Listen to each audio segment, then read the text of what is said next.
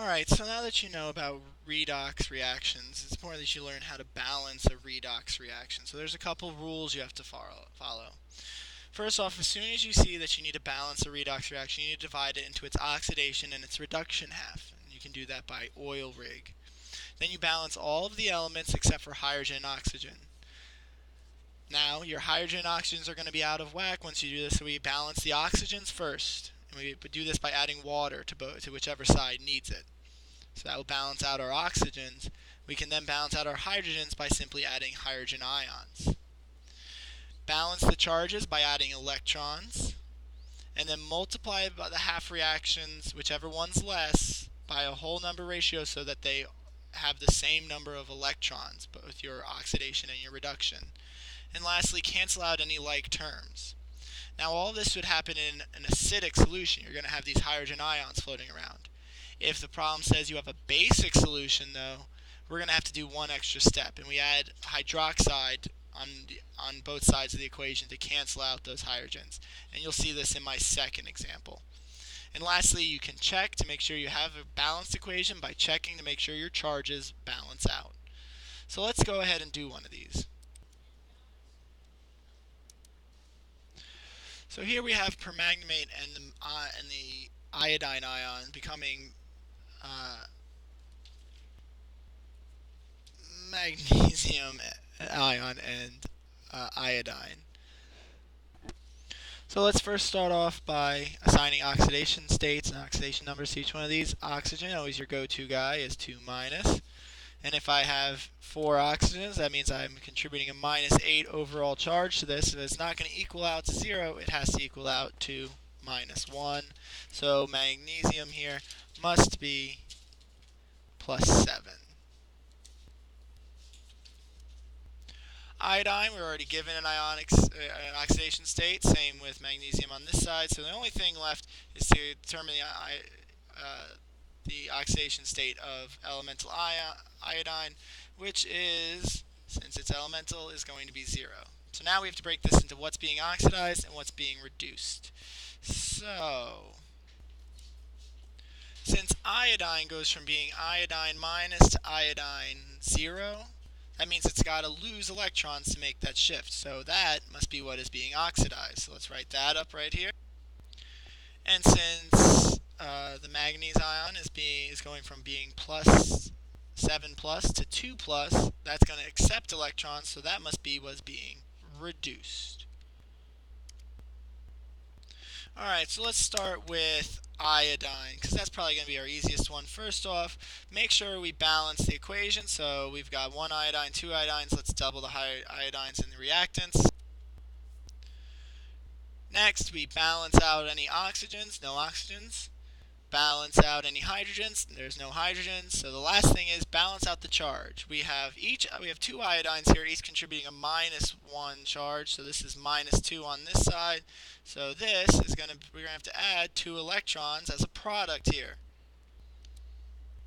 And lastly, just make sure we have a conservation of charge. Minus 2 on this side, minus 2 on that side. Alright, we've balanced out our oxidation reaction. Let's look at our reduction reaction. First off, balance out anything that's not hydrogen or oxygen. So magnesium, we got that. That's balanced. Balance out oxygen by adding water. So let's go ahead and add that. Next, we balance out hydrogen by adding hydrogen ions. So we've got 8 hydrogens on this side. We're going to need 8 hydrogen ions on. Alright, let's look at charge. We have a plus 8 minus 1, so this is plus 7 on this side. On this side we've got plus 2 minus nothing, so plus 2. So this is plus 7 on this side. We've got to get it down to plus 2, so we've got to add electrons. So plus 8 minus 5 gives us plus 3, minus 1 is plus 2 and plus 2. We've got balanced charge. Our reduction reaction is now balanced. But this does not equal out. Any electron loss has got to be picked up. So we've got to get these to balance out. We've got to do, what does 5 and 2 have in common? 10. So let's multiply our oxidation reaction by 5 and our reduction reaction by 2. Once we do that, we get 10 iodines, becomes 5 iodine elemental plus 10 electrons. And then we see that we start up our reduction with 10 electrons. Alright, the very last thing to do is to take all of this and put it together. So we're going to take all of this and put it together. And you end up with something that looks like that. A nice net ionic equation. But let's get rid of things that appear on the same that are the same on both sides. Get rid of like terms. 10 electrons, 10 electrons, we can cancel those out. And once we do that, we can rewrite our final balanced net ionic equation. Giving us our final net ionic equation looks like that. Alright, this was in an acidic solution, so we didn't have to do that final step. We can just double check, make sure our charges balance out. We have 10 minus plus 16 gives us a positive 6. Minus 2 gives us a positive 4 on this side. And on this side we have also a positive 4. So we have a nice conservation of charge. This reaction is done. Alright, let's look at a basic solution one. Once again, let's start by getting oxidation numbers on all these. First off, silver is elemental, so it's going to be 0. Cyanide, we've already got an oxidation state for. Oxygen is elemental, so it also is going to be 0. And then silver, in this case, since cyanide's minus 1, it took 2 to do that. Silver stays, but you should know silver is only capable of being plus 1.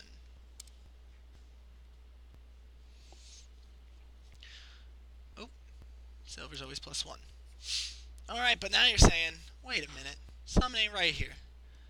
Cyanide is a spectator ion. It stays minus 1, so I don't have anything being reduced. You're being tricked. Something is being reduced here. Oxygen's going to become something. What does oxygen become? Well, we've got to balance it out with, how do you balance out oxygen? That's right, with water. Oxygen is going to become water in this reaction. In which case oxygen becomes 2 negative. Moving charges around like no one's business. And hydrogen is always 1 positive. Alright, now that we've got everything out in the open, we can set up what is reduced and what is oxidized. Alright, we have silver going from being silver 0 to silver plus 1, so that means that it's going to have to give up an electron, so that is a loss of electrons, so that's oxidation. And since it's reacting with that cyanide, we might as well keep it together.